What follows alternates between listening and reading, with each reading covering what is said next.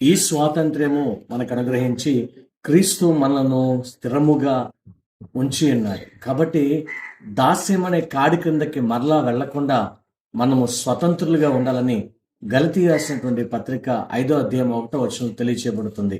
యేసుక్రీస్తు ప్రభు వారి రక్తము చేత కడగబడి మారు మనసు అనేటటువంటి జీవితాన్ని పొందుకొని క్రీస్తు ఎలాగ జీవించి ఉన్నారో అలాంటి పరిశుద్ధమైన పవిత్రమైన యథార్థవంతమైనటువంటి జీవితాన్ని కలిగి ఉన్నటువంటి మనము, బైబుల్ అనేటటువంటి పరిశుద్ధ గ్రంథాన్ని పొందుకున్న మనము, గ్రంథం ఏమైతే తెలియచేస్తూ ఉందో, గ్రంథంలో ఏమైతే లెక్కించబడి ఉందో ఖచ్చితముగా వాటి అనుసారంగా మనము, ఖచ్చితముగా వాక్యానుసారంగా మనం జీవించడానికి మరలా రక్షించబడిన మనము పాపము జోలికి వెళ్లకుండా, లోకము జోలికి వెళ్లకుండా, లోక పరిస్థితుల జోలికి వెళ్లకుండా క్రీస్తు వంటి మాదిరి కలిగి జీవించడానికి దేవుడు కృప దయచేసి మన జీవితాలని దీవించాలని ప్రత్యేకంగా ఈ గణతంత్ర దినోత్సవం సందర్భంగా నేను తెలియజేస్తున్నాను. నిజమే, ఈ రోజున మనకున్నటువంటి ప్రతి ఒక్క స్వతంత్రతను, అంటే క్రీస్తు కొరకు బ్రతికేటటువంటి స్వతంత్రతను ఈరోజు మనం కలిగి ఉందాం.